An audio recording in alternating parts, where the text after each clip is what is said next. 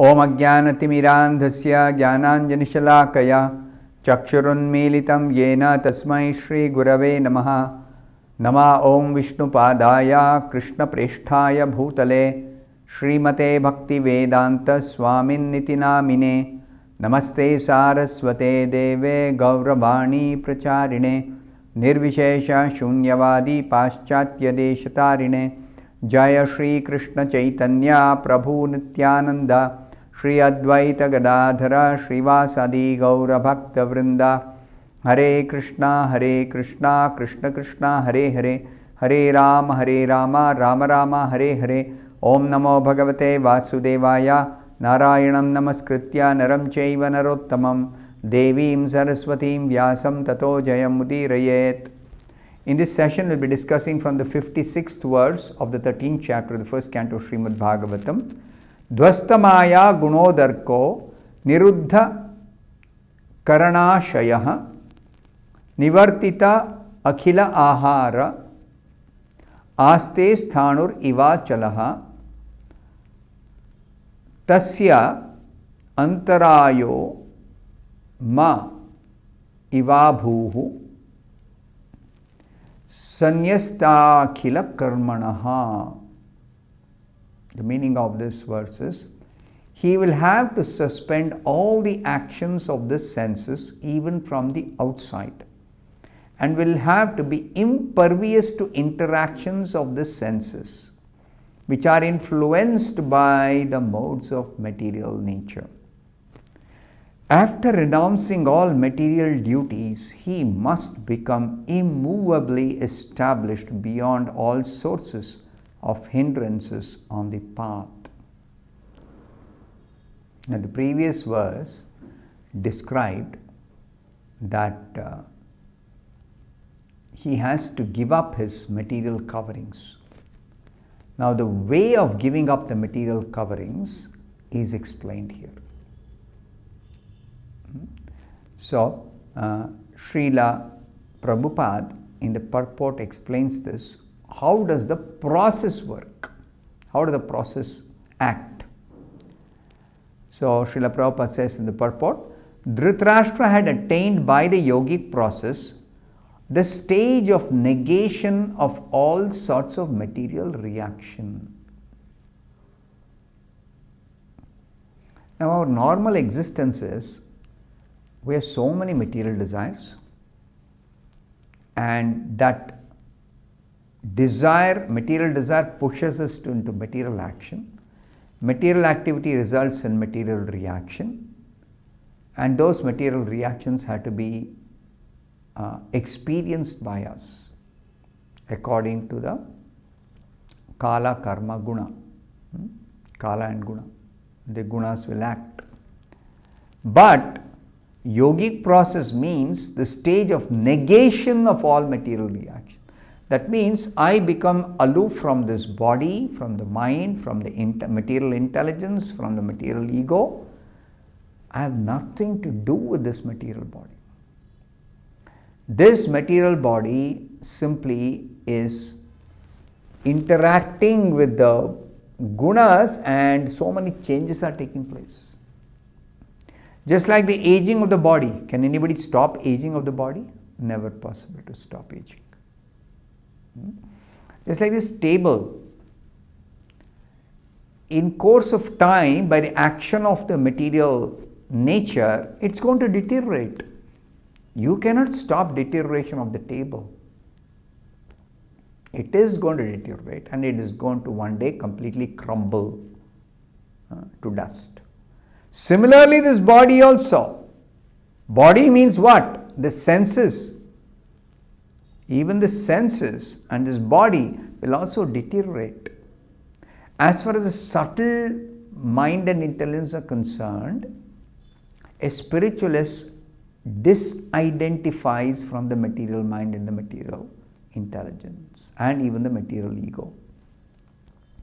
Because subtle matter is not exactly like this gross matter, which is destructible in the sense of the term destroying.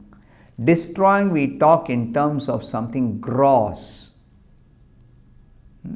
And that destruction also, what does it mean actually? Everything gross is a combination of the one or more of the 5 elements: earth, water, fire, air, sky. So destruction means separating all the elements and returning them to the original reservoir of these 5 elements in the Mahatattva. As I explained the example of the pot in the previous session, clay pot, the clay pot is formed or produced by combining earth in the form of clay and water and fire. So clay is first mixed with water, and then the pot is given shape, and then it is baked in the fire. So earth, water, fire, 3 are combined, and the pot is produced by the potter. Now when it is destroyed means fire goes back to the fire element, water goes back to the water element, the reservoir of water element, and earth, the clay, which is earth, nothing but earth, it is returned to the earthly reservoir. So like that, there is no destruction of the mind, intelligence and the false ego, because they always exist as subtle elements in this, within the gross body, a subtle bodily covering. So the yogi, he is able to be aloof from the gross body and the subtle body and become completely immune to whatever is happening with the gross and subtle body without being affected or without worrying what is happening to me, because he understands I am not this body, I am not the gross body, I am not the subtle body. It's just like your dress. Supposing the dress has become old, and sometimes a worn out dress may tear. So do you think that, oh, I am suffering some injury? Just like if there is something which creates a tear in your skin, some sharp instrument, something sharp is pierced in your hand, arm, and then there is a cut. So now when you know you are not this body, supposing the cloth tears, either it's worn out or it is pierced by some sharp instrument. If the cloth tears, does it mean that something has happened to you or something has happened to your cloth? If you distinctly know you are different from the cloth, which a matured person, an intelligent person will always be aware of that, I am not this cloth, then nothing has happened to you when the cloth is torn. And if it is old and worn out, you discard this cloth and you take a new cloth. Exactly like that, the yogi knows this body itself is an external covering, and it has to be, one has to disidentify. I am not this body, I am spirit, soul, spiritual person, personality, apart from the body.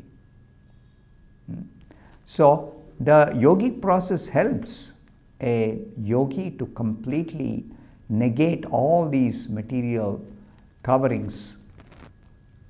The effects of the material modes of nature draw the victim to indefatigable desires of enjoying matter. This desire for enjoying matter is because of the false identity that I am this body. If I think I am the body, then my satisfaction is satisfaction of the body. But if I realize I am not the body, then my happiness is not simply giving satisfaction to the senses. No, that is not going to make me happy. So this false enjoyment by trying to satisfy the senses, external senses, is stopped by the yogic process. So then one escapes false enjoyment by following the yogic process. Every sense is busy searching for its food. That means eyes are looking for beautiful form, ears are searching for some sweet sound. Nose is looking for some nice fragrance, nice smell, like that. The conditioned soul is assaulted on all sides by Maya. Material world is filled with all these different sounds, different forms, different smells, aromas, different tastes, different tasting type of edibles, and different types of objects which are very pleasing to the sense of touch. So, there is no chance to become steady in any pursuit of even searching for some pleasing sense object. There is no question of steadiness, because always if something beautiful attracts the person due to the beautiful form, immediately there will be some sound or some smell or some sense of touch. So nobody can pursue this sense object in a steady way. Whereas the yogic processes stop this complete pursuit of sense enjoyment and go within. That is the actual yogic process. Now Maharaj Yudhishthira was advised by his uncle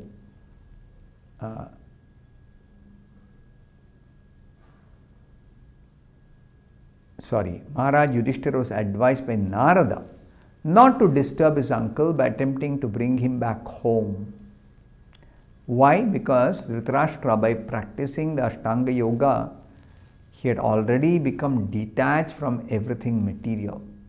So there will be no more any interest or attraction for Dhritarashtra to come and stay comfortably with Yudhishthira.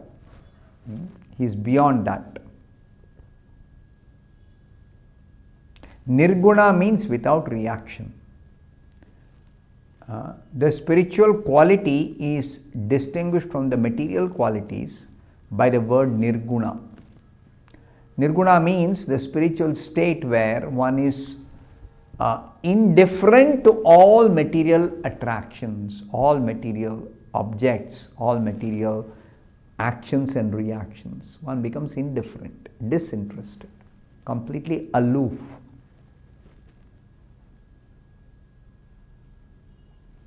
The next verse, 57th verse. Sava adyatanad rajan parata panchame ahani kalevram hasyati swam tacha bhasmi bhavishyati. The meaning of this verse is, O king, he will quit his body most probably on the 5th day from today, and his body will turn to ashes. So Narada is telling that Dhritarashtra will perfect his yogic practice, that he becomes detached, and after detaching he will quit his body by his own mystic power, and that mystic power will also enable him to burn the body to ashes, what he is leaving behind. It will be, the body will be burned to ashes by the self-generated fire, by the yogic process itself. So perfect yogis, they don't depend on somebody else to burn this body, to dispose of the remnants after death or after quitting the body. No. They are able to generate the fire from within to burn the body. And the spirit soul cannot be burned by fire. The spirit soul will leave the body, by mystic power. So that is explained here. So Yudhishthira need not perform any funeral ceremony for Dhritarashtra,